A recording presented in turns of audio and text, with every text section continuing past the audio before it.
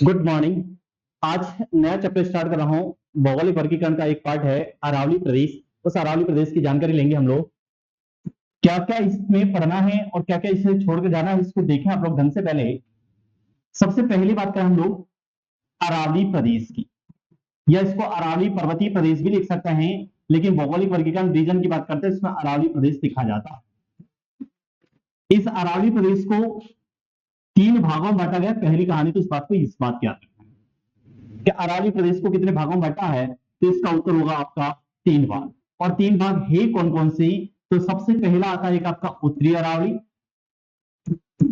दूसरा आता आपका मध्य अरावली, और तीसरा आता आपका दक्षिणी अरावली। अब आप लोग थोड़ा सा और इसको डेप्थ गहराई लेते हैं, तो इसमें अगर हम बात करें कि ये जो पार्ट है इसके फिर से 2 पार्ट हैं। इस दक्षिण अरावली के 2 पार्ट हैं। एक इसको मेवाड़ पहाड़ी लिखा जाता है या मेवाड़ पहाड़ियां लिखा जाएगा, मेवाड़ पहाड़ियां, और एक इसको लिखा जाएगा आबू पर्वत खंड। और इसके अगर पार्ट करेंगे मध्य अरावली की, तो इसके 2 पार्ट हैं। एक पार्ट मेरवाड़ा पहाड़ियां, और इसका दूसरा पार्ट देखोगे तो दूसरा पार्ट आता है इसमें शेखावाटी निम्न पहाड़ियां।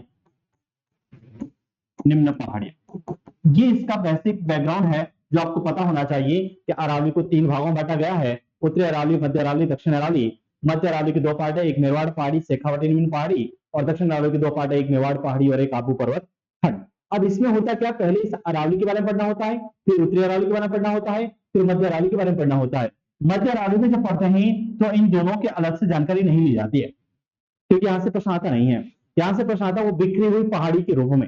वो ये नहीं पूछता कौन सा शेखावाटी का कौन सा मेरवाड़ का, ये प्रश्न नहीं आता, क्योंकि बहुत सारी चीज मध्य अरावली में खत्म हो जाती है। और दक्षिण अरावली को जब पढ़ते हैं तो पहले इसकी डिटेल पढ़ते हैं, फिर इसको पढ़ते हैं, और फिर इसको पढ़ते हैं। तीनों को अलग अलग पढ़ना होता है। यह है पूरा इस अरावली प्रदेश का एक खाका, जिसमें से आपको पढ़ना पड़ेगा कि ये सारी चीजें होनी चाहिए। तो इसको फटाफट उतार लिया, फिर मैं आपको अरावली की चीजें आगे दिखा देता हूँ। जल्दी उतारें इसको।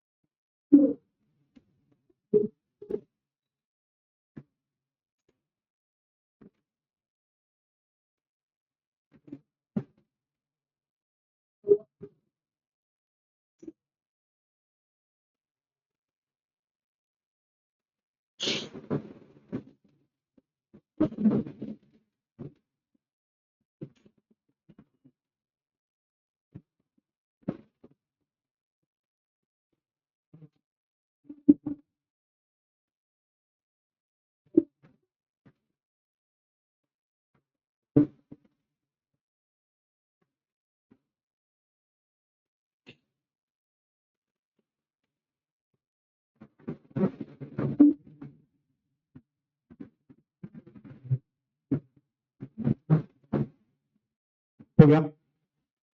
थोड़ा स्पीड से लिखना है।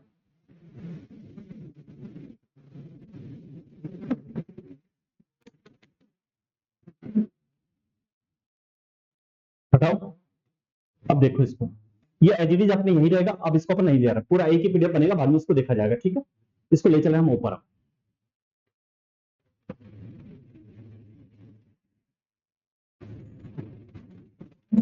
सबसे पहले हम लोग एक छोटा सा मैप बनाते हैं इधर साइड में, फिर इसमें से क्या क्या चाहिए वो देखेंगे हम लोग।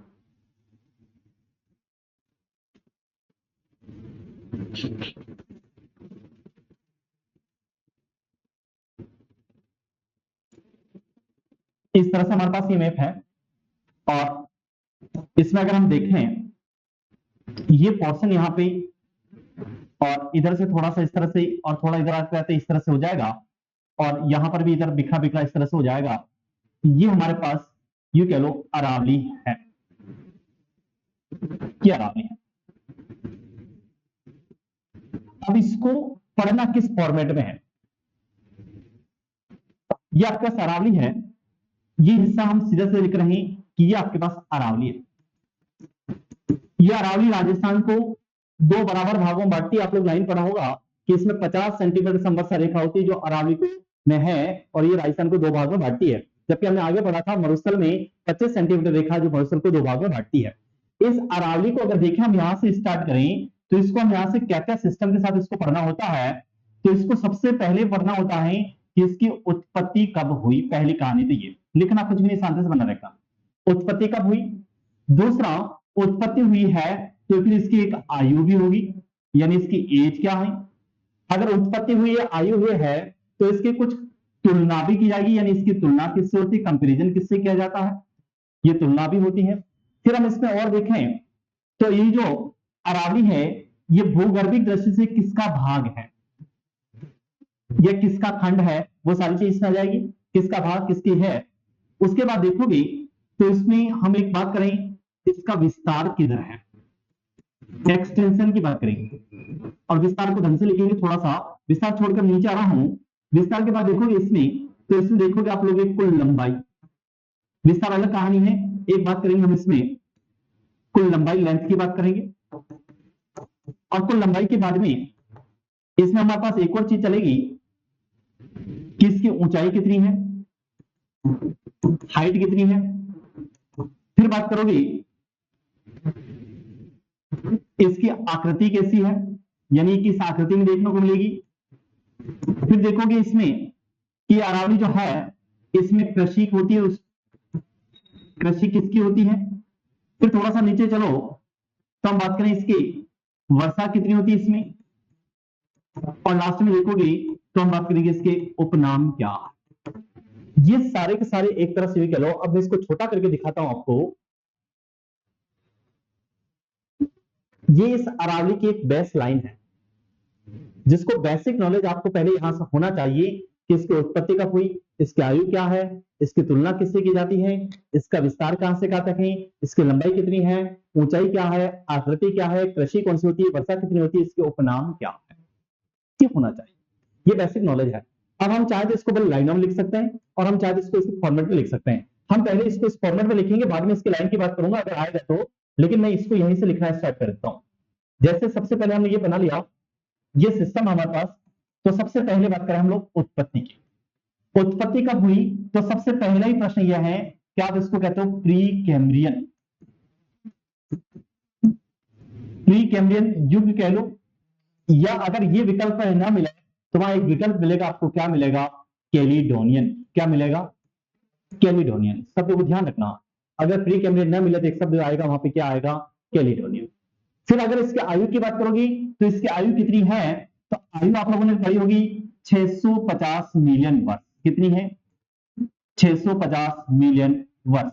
और कहीं कहीं इसको लिखा होगा 670, लेकिन अभी अपने को क्या याद रखना है, 650। 670 मिलियन वर्ष भी आ रहा होगा क्योंकि वर्ष जुड़े हैं इसकी वजह से। तुलना किससे होती है, तो इसकी तुलना की बात करोगे तो इसकी तुलना होती है उत्तरी अमेरिका की, उत्तरी अमेरिका की अपलेशियन पर्वतमाला से, अपलेशियन पर्वतमाला। इसका मतलब ये हुआ कि अपलेशियन और ये दोनों सेम है। किसका भाग है, आपने पढ़ा होगा, ये किसका भाग है, गोंडवाना लैंड का भाग। ये बात हम आगे एक जगह पढ़ चुके हैं। इसका विस्तार कहां है, अब इस विस्तार को थोड़ा सा देखें, तो उधर चाहो तो मैं भावा ना लू, लेकिन यही लिखता हूं, उधर न लिखकर इसको यही लिख लेता हूं कि इसके विस्तार की कंडीशन क्या है। विस्तार की अगर बात करोगे तो दक्षिण पश्चिमी गुजरात, और इस गुजरात में जगह कौन सी है, तो गुजरात में जगह मिलेगी आपको खेड़ ब्रह्मा। और खेड़ ब्रह्मा कहां पड़ता है, तो खेड़ ब्रह्मा पड़ता है आपका पालनपुर डिस्ट्रिक्ट के पास, खेड़ ब्रह्मा पालनपुर। गुजरात में दक्षिण पश्चिमी गुजरात, खेड़ ब्रह्मा पालनपुर से उत्तर पूर्व में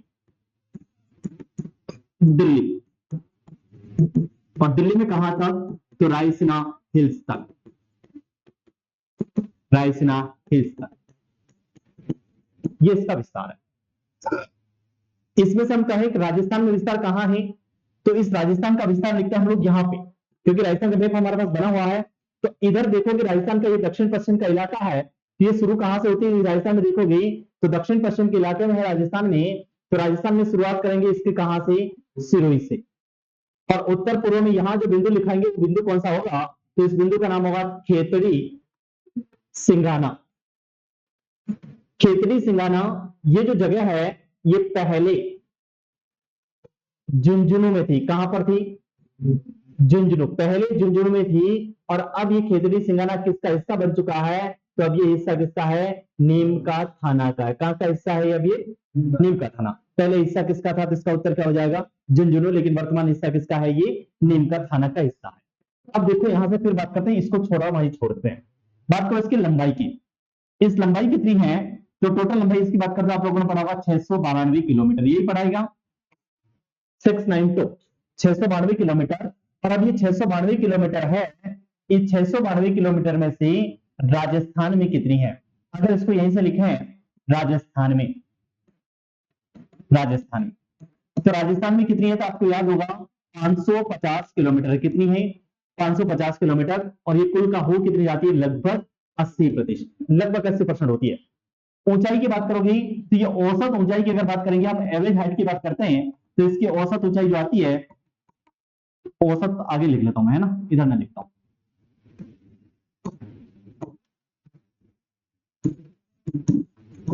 औसत ऊंचाई, औसत ऊंचाई कितनी आती है, तो औसत ऊंचाई इसकी 930 मीटर आती है दोस्त।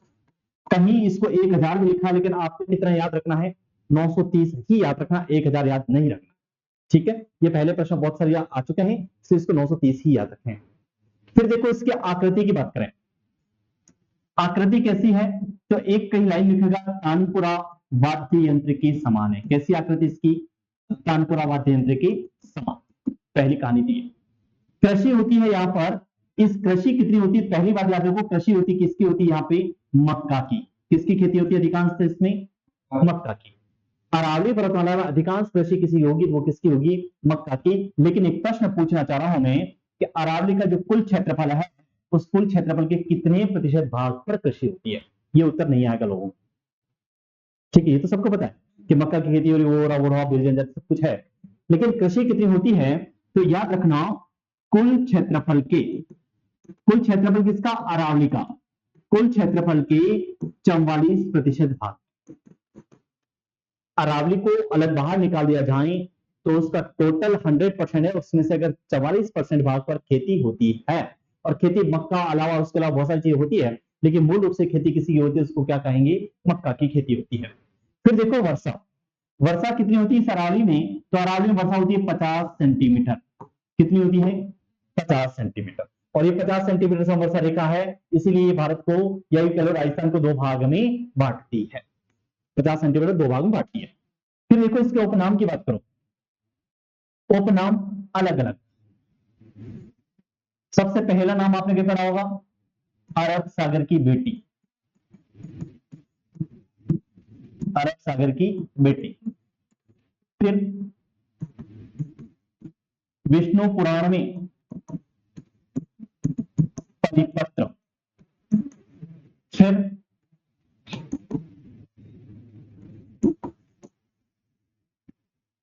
आदिवासियों की पालनहार। फिर लिखो आदिवासियों की संस्कृति की रक्षक, संस्कृति के रक्षक।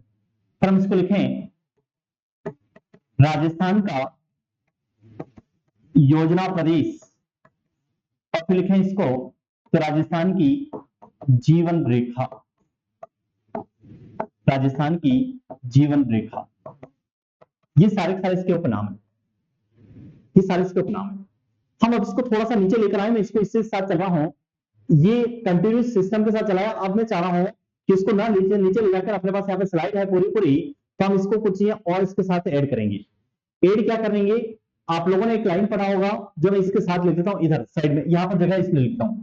आपने एक लाइन पढ़ा होगा कि ये जो अरावली है, ये अरावली विश्व की प्राचीनतम पर्वतमाला, ये बात सबने पढ़ी है, प्राचीनतम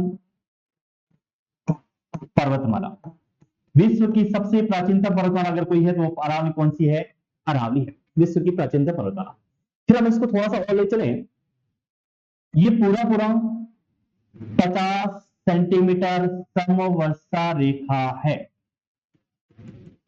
50 सेंटीमीटर समवर्षा रेखा, यानी 50 सेंटीमीटर जितना बारिश होती है और ये 50 सेंटीमीटर समवर्षा रेखा, इसका मतलब ये हुआ कि ये भारत की महान जल विभाजक रेखा है। हम यहीं पर एक शब्द लिख रहे हैं, अरावली जो है वो भारत की महान जल विभाजक रेखा है। क्या है? महान जल विभाजक रेखा, महान जल विभाजक रेखा। अब ये जल विभाजक रेखा है महान, तो अगर इसको देखो इस तरह से अरावली को बना दो और इसका ये पश्चिम का हिस्सा है और ये आपका पूर्व का हिस्सा है, तो इसमें होगा क्या, ये पूर्व का जो पानी है, इस तरफ का पानी, इस तरफ का पानी जो है वो पानी जाएगा आपका कहां? बंगाल खाड़ी में। कहां जाएगा? बंगाल खाड़ी में। और अगर इधर का पानी जाएगा वो कहां जाएगा? अरब सागर में। अरब सागर में। ये कहानी एक हमारे को इतनी ऐसी है। फिर हम इसको थोड़ा सा और ले चलें कि ये जो अरावली है, अरावली राजस्थान में किस रूप में है? अरावली राजस्थान में किस रूप में या किस रूप में विद्यमान है? राजस्थान में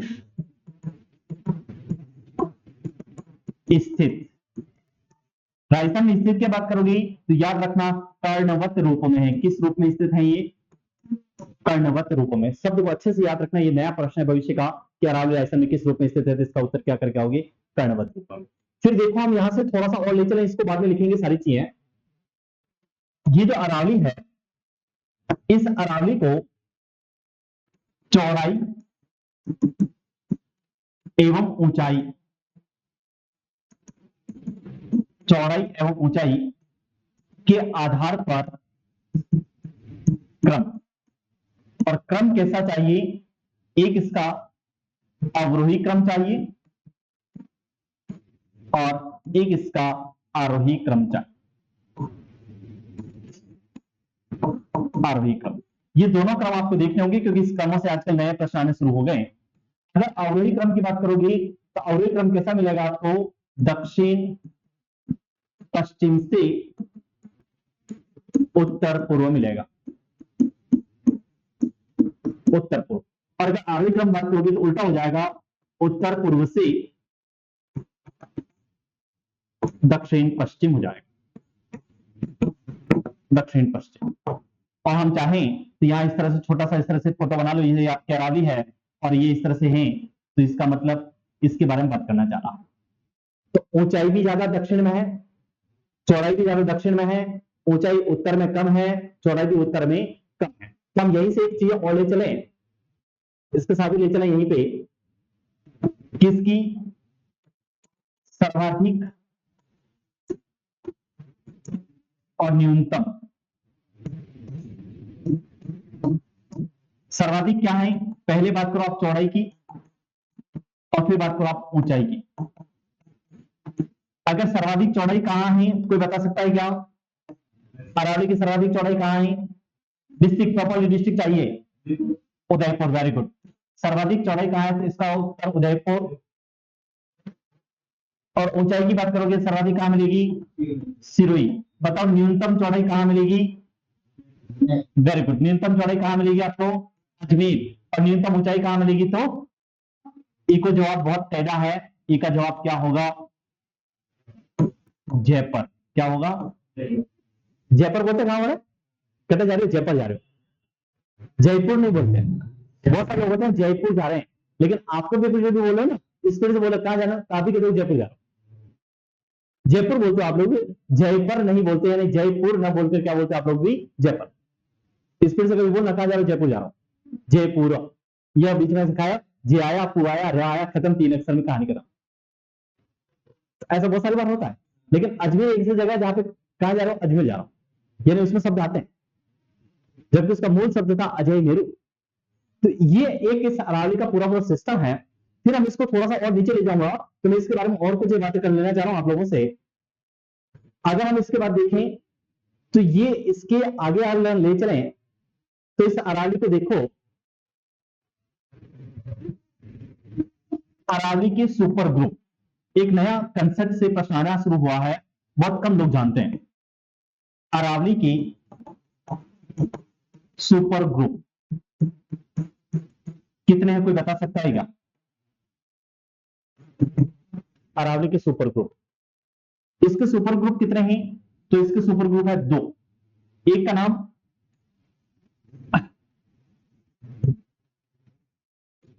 अरावली सुपर ग्रुप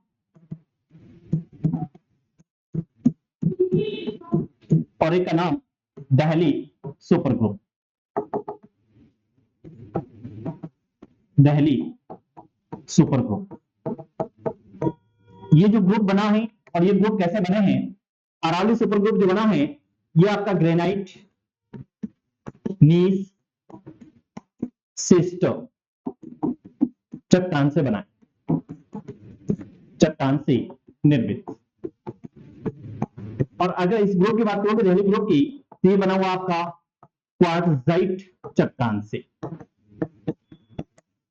क्वार्टजाइट चट्टान से निर्मित। ये बहुत इंपॉर्टेंट प्रश्न रहता है, इस बात को याद रखना है, क्वार्टजाइट चट्टान से निर्मित।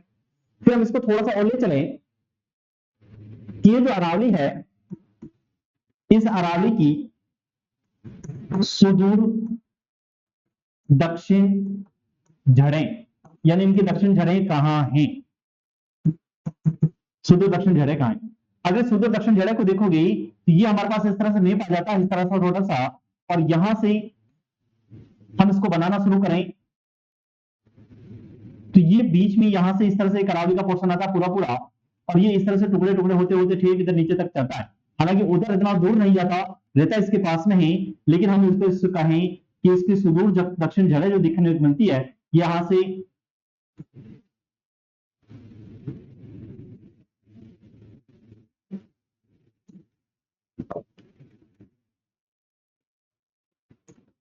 और अगर हम इसको बना लें यहां से, तो ये इस तरह से लाइन आती है और एक लाइन इस तरह से आ जाती है, और फिर इधर नीचे आता है, एक जगह पड़ती है यहाँ पे, एक जगह है जिसका नाम है आपका लक्षद्वीप, और इस लक्षद्वीप में ऊपर एक द्वीप पड़ता है, उस द्वीप का नाम है आपका मिनिकॉय। क्या नाम है इसका? मिनिकॉय। यानी इस मिनिकॉय द्वीप में इसकी सुदूर दक्षिण जड़ें है, मिनिकॉय का। अरावली की सुदूर दक्षिण जड़ें अगर कहीं है वो लक्षद्वीप में है। लक्षद्वीप में भी कहां है? मिनिकॉय में। और ये किसका हिस्सा है मिनिकॉय लक्षद्वीप? तो इसका हिस्सा है अरब सागर का। किसका हिस्सा है? अरब सागर। अब फिर हम एक लाइन पढ़ते हैं कि अरावली भारत की महान जल विभाजक रेखा, वो हम ऊपर लिख चुके हैं, और अरावली का राजस्थानी नाम या स्थानीय नाम, हम उपनाम जो लिखे हैं वहां पर इसको लिख सकते हैं कि राजस्थानी नाम या फिर इसका उपनाम, यहीं पे लिख सकते हैं, राजस्थान या स्थानीय नाम, राजस्थानी या स्थानीय भाषा में इसको क्या कहते हैं? स्थानीय भाषा में तो इसको क्या बोलते हैं? आडा वाटा कहते हैं। क्या बोलते हैं इसको? आडा वाटा। क्या बोला जाता है? आडा। आडा वाटा अरावली को कहते हैं, और राजस्थान में एक पर्वत है, उस पर्वत का नाम है आडावल। वो आडावल पर्वत कहां है? बूंदी। आडावल पर्वत कहां है? बूंदी। तो इतना सारी चीजें हैं, इसको फटाफट आप ड्रॉ करना शुरू करें, क्योंकि ये सारी चीज मैं एक बार दिखा देता हूं मैंने क्या क्या बनाया है। पहली स्लाइड हमारे पास ये है, आप लोग इसको आराम से देख लें एक बार। ये सबसे पहला यहां से बना है अरावली के बारे में, इतनी जानकारी है ये। फिर इसको नीचे ले जाएंगे हम, एक एक चीज बनती जाएगी, तो आप लोग इसको बनाना शुरू करें फटाफट। या लाइन में लिखना है? ऐसे नहीं, लाइन में लिखवा दूंगा। हाँ, ये सही है।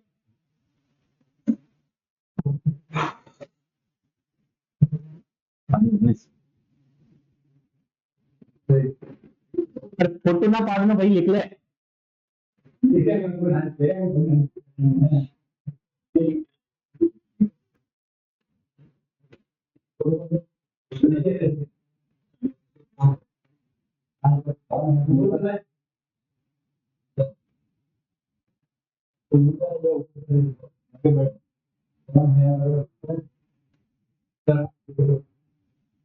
इसको तो बना लो एक बार, इसको तो लिखो एक बार,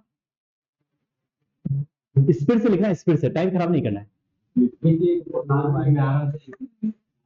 अच्छा, बाद में लिख लोगे? ठीक है।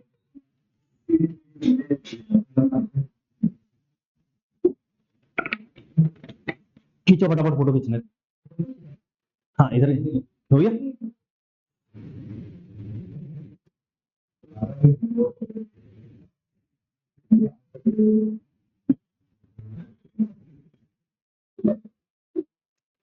छोटी लिनिया ऊंचा नीचा हो जाए फिर तुम टेंशन ना जाओ।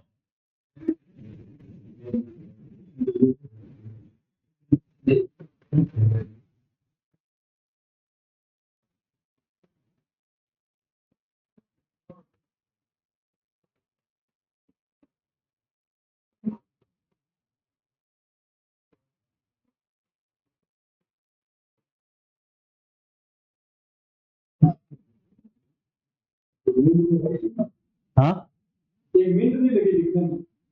कोई बात नहीं, लिख लेंगे ना बाद में, रोएंगे और क्या है। रोएगा भी बड़ा कपाशा वाला किस फर्क ना पड़ेगा। क्या करो, रोएगा भी बड़ा कपाशा वाला किस फर्क ना पड़ेगा, है समझते कि रूई पानी में डूब सकती है, कपास पानी में नहीं डूबता है, कपास ऊपर तैरता है ना। और फिर कितनी बार तो आपने कहीं कहानी पढ़ी होगी, एक व्यापारी था जो रोज गधे पे नमक डाल के ले जाता था, गधा को रोज बढ़ता बढ़ाता, एक दिन गधा जाके नदी में बैठ गया, तो उसका वजन हल्का हो गया, व्यापारी को नुकसान समझ में आया, गधा भी क्या कर सकता है ना। लिखा इतना यहाँ तक, इसको बाद में लिख लेना आराम से, आप लोग फोटो मैंने सारे बनवा दिए हैं, और ऑनलाइन वाले जो देख रहे हैं वो आराम से उनके पास बना सकते हैं, कोई दिक्कत नहीं, वो जब चाहे तब पोज बना के देख सकते हैं। अगली लाइन लिखना है, इसके अंदर लिखना है, एक लाइन को लिखो, पहले लाइन को लिखो, अरावली की भूगर्भिक बनावट का, अरावली की भूगर्भिक बनावट का यानी इसका जियोलॉजी स्ट्रक्चर कैसा है, भूगर्भिक बनावट का सबसे पहली विस्तृत अध्ययन, सबसे पहले विस्तृत अध्ययन 1923 में 1923 में किसने किया था, कोई बता सकता है क्या? डिटेल स्टडी किसने करी थी इसके सबसे पहले, एनी आइडिया किसी को? 1923 विस्तृत अध्ययन 1923 में एम हेरॉन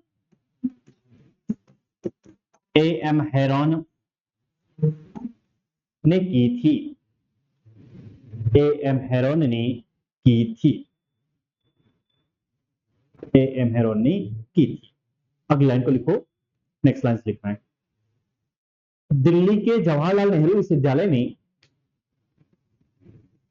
दिल्ली के जवाहरलाल नेहरू विश्वविद्यालय में, दिल्ली के जवाहरलाल नेहरू विश्वविद्यालय में अरावली को या अरावली की पहाड़ियों को लिखना है, अरावली की पहाड़ियों को, अरावली की पहाड़ियों को दिल्ली रीज कहते हैं, अरावली की पहाड़ियों को दिल्ली रीज कहते हैं, दिल्ली रीज कहते हैं। नेक्स्ट लाइन लिखो, नेक्स्ट लाइन, राजस्थान में आडावल पर्वत, राजस्थान में आडावल पर्वत बूंदी जिले में ही, आडावल पर्वत बूंदी जिले में है, आडावल पर्वत बूंदी जिले में है। नेक्स्ट लाइन लिखो,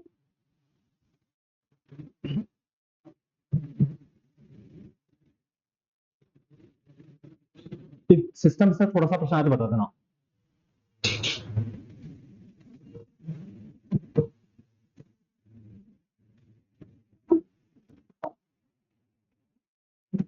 अरावली का प्रकार यानी अरावली किस टाइप की है और वर्तमान में अरावली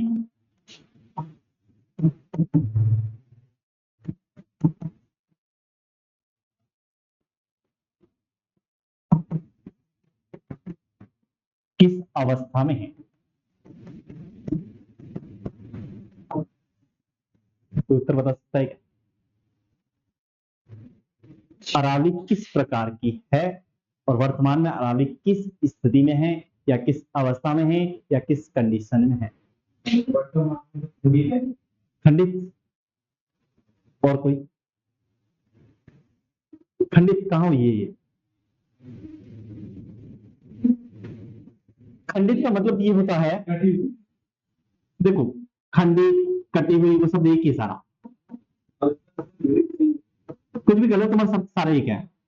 अब इस खंडित कटी हुई का मतलब क्या है? खंडित कटी किसने करी है? मानव ने की है। नेवर, मानव का कोई रोल नहीं। अरावली नैसर्गिक रूप से यानी प्रकृति के अनुसार जब ये बनी थी तब किस प्रकार की थी और नैसर्गिक रूप में ये वर्तमान में किस तरह की है, ये कहना चाह रहा हूं। और यही प्रश्न आता है लोगों से गलती करवाने के लिए। वो कहता है लिखवा लेते हैं वर्तमान में खंडित अवस्था में। अरे इसको खंडित करी किसने है? आपने तोड़ा है, तो आपने तोड़ा वो ये थोड़ी करा है कि मैं एक मकान बना दो और मकान में बाद में फोड़ के नई दीवार बना लो, और आपने अगर इसको तोड़ा आप इसको वापस बना सकते हो क्या? नहीं बना सकते अरावली, वापस नहीं बना सकते आप अरावली को। बना लोगे? पॉसिबल ही नहीं है। तो वो नैसर्गिक रूप में वर्तमान में किस अवस्था में है ये पूछा जा रहा है, और वो किस प्रकार की ये पूछा जा रहा है। Any idea? अगर इसको पूछोगे, हालांकि आपने लाइन पढ़ रखी है लेकिन वो लाइन आपको समझ में नहीं आई, इसलिए क्योंकि वहां पे रट्टम रट्टा रखी और इसलिए वो कहानी चल के चले आए। अगर उसको थोड़ा कंसेप्ट से पढ़ा होगा तो आपको उत्तर आ जाता। अरावली किस प्रकार की है? तो अरावली वलित प्रकार की है। वलित, वलन, मोड़दार, फोल्ड, कोई भी शब्द लिखा जा सकता, क्योंकि ये जो आपकी अरावली है ये अरावली इस फॉर्मेट में, इस फॉर्मेट में।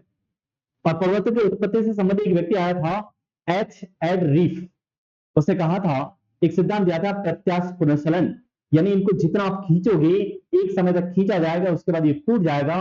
और इसको आप आसानी से समझ सकते हो, एक रबड़ होती है, रबड़ एक सिंपल सी रबड़ होती है सीधी, आप उस रबड़ को खींचो, खींचते जाओ, खींचती जाएगी, लेकिन जब आप उसको वापस छोड़ोगे, जब वो इकट्ठी होगी तो वो इकट्ठी जिगजैग अवस्था में, वो सेम उस रूप में नहीं रहेगी। वो ऐसा ड्रिप ने समझाया था कि किस प्रकार किस प्रकार की है, तो इसका उत्तर वलन, वली, मोड़दार, फोल्ड, कुछ भी लिखो, इस प्रकार की।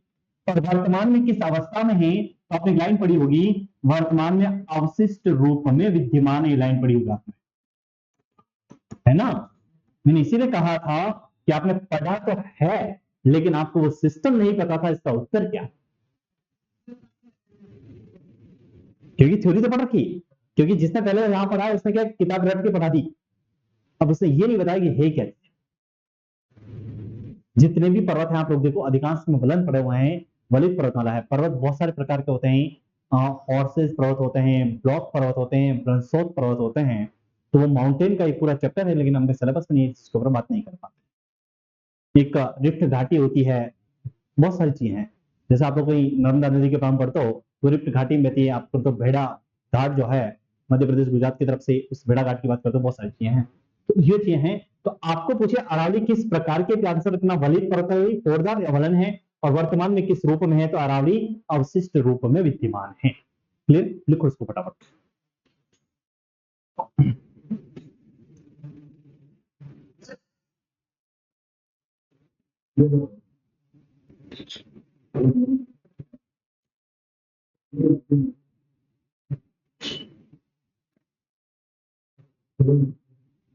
लिखा है कि आड़ावल पर्वत बूंदी पे है, लिखे हैं? ठीक है।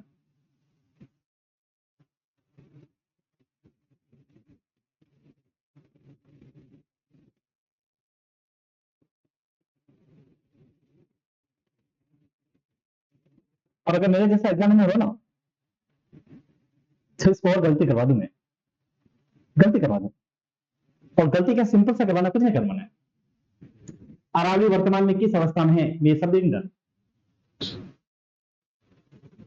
इसको गायब करके चला लिखो ही ना इसको, और मैं शब्द लिखो एक, और उसको वापस जाके इंग्लिश में भी सेम लिख लो। इंग्लिश में लिखो मैं उसको RESU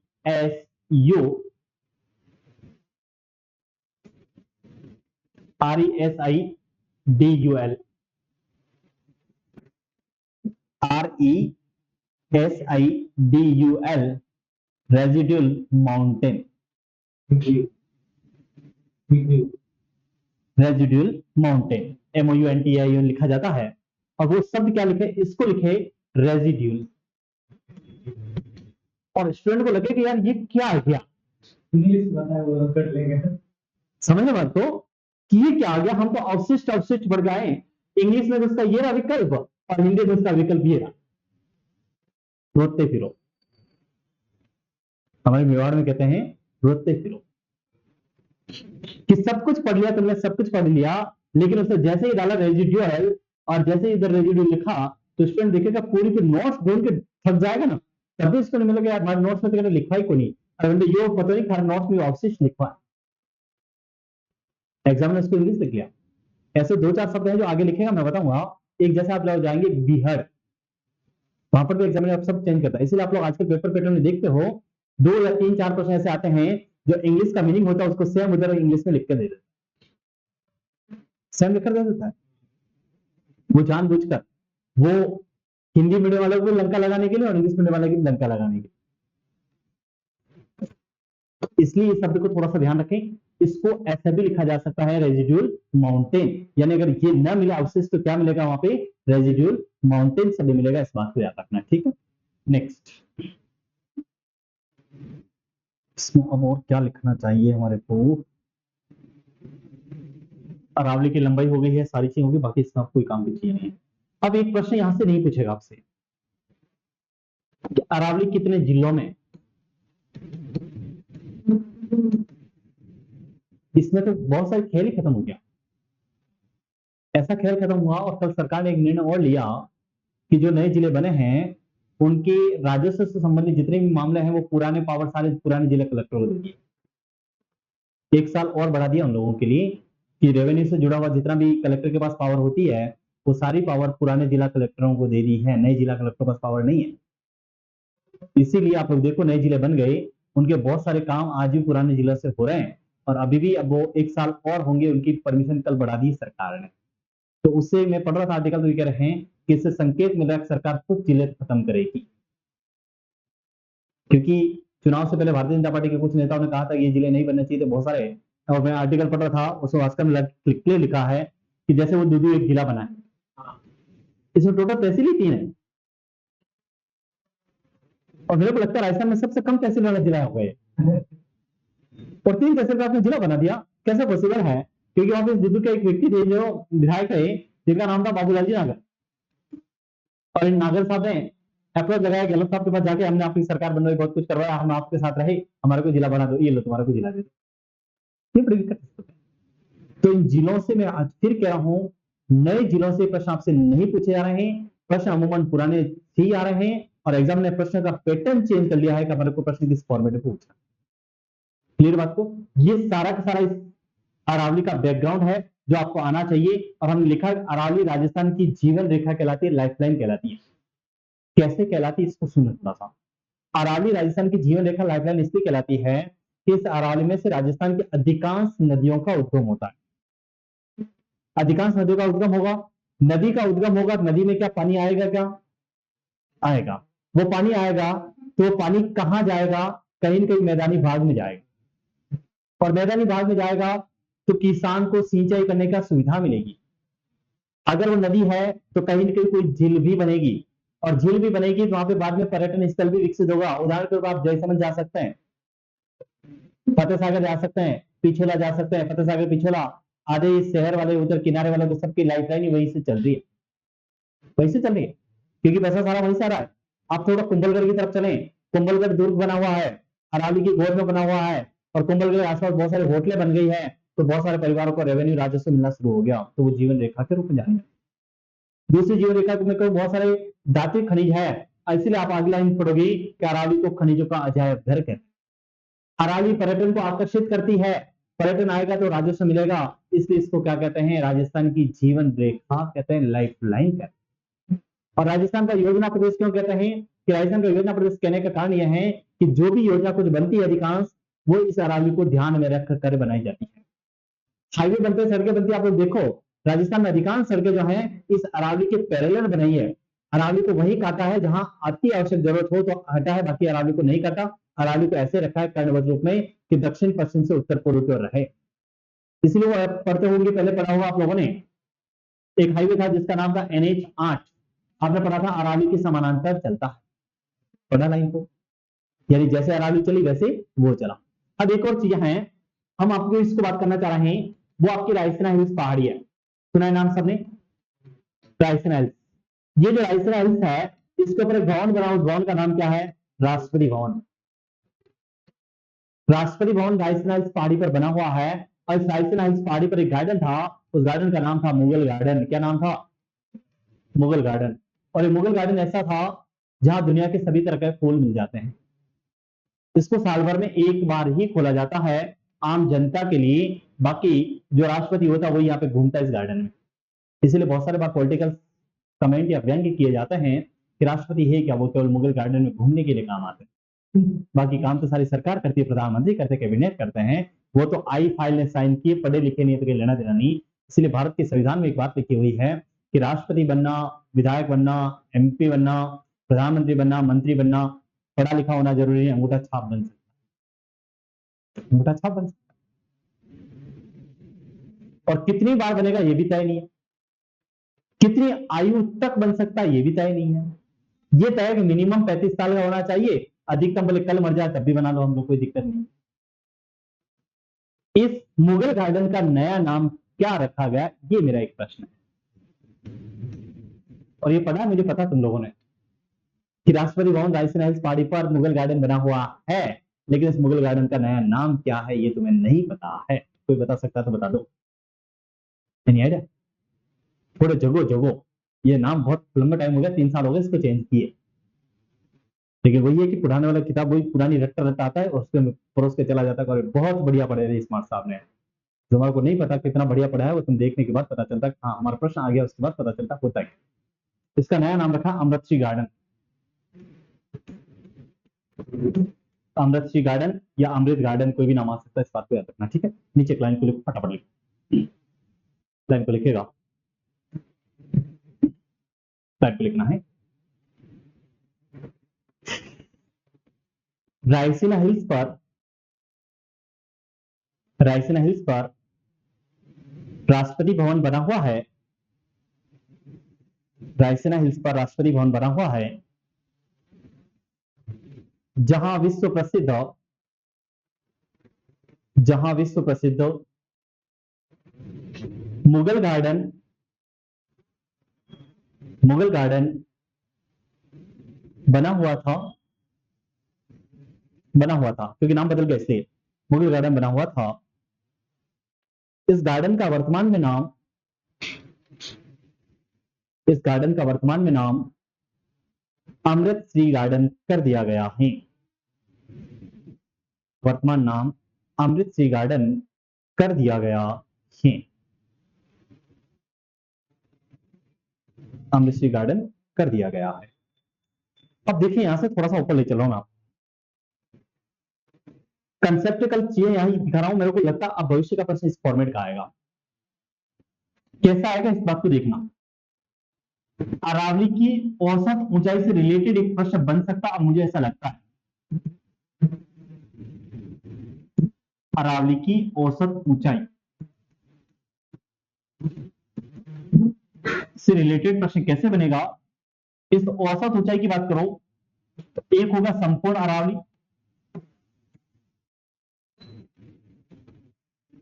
संपूर्ण अरावली यानी पूरे राजस्थान की उसकी बात करें, फिर आपकी उत्तरी अरावली,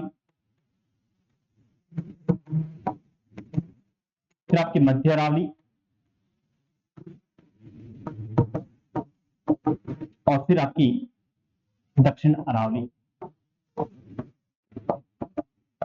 अब आप लोगों के पास एक जवाब तो है कि इसकी तो औसत ऊंचाई 930 मीटर, ये पता, इन तीन की बता दो मेरे को फटाफट,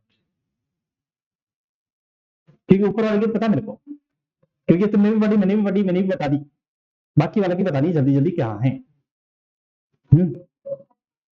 550 नहीं है, और कोई बोलो, नहीं है, नहीं खत्म, कहानी खत्म हो गई। हाँ 400 मध्य की भी नहीं है, 400 भी नहीं है, हाँ उत्तरी की भी है, उत्तरी की कह सकते हो 450, इसके 450 मीटर, इसके आपको 700 मीटर, इसकी मिलेगी आपको 1000 मीटर। इस बात को बहुत अच्छे से देख कर जाना, ऐसा ना हो कि सिंपल सा आए तुम गलत करके चले जाओ। मेरे को लगता है ये भविष्य का वेरी इंपॉर्टेंट प्रश्न है। एक तरफ ये लिखेगा, एक तरफ ये लिखेगा, फिर क्या क्या फुट मिलाओ तुम।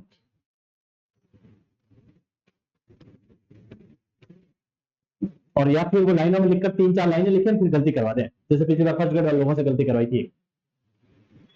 बताऊंगा प्रश्न होगा तुम्हें, बाकी वो फर्स्ट ग्रेड से गलती करवा दी थी जरा कैसे हो गया, थोड़ा स्पीड से लिखना है।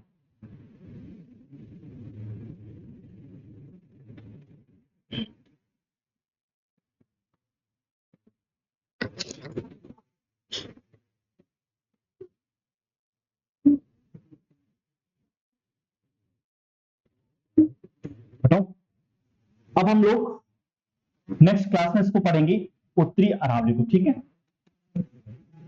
इसको पढ़ के आए थोड़ा सा, कल ये उत्तरी अरावली भी खत्म होगा और साथ ही साथ इस मध्य अरावली को भी खत्म करवा दूंगा, आई थिंक मेरे साथ दोनों खत्म हो जाएगी, फिर लास्ट में ये दक्षिण अरावली बचेगी, इसको बारे में बात करेंगे।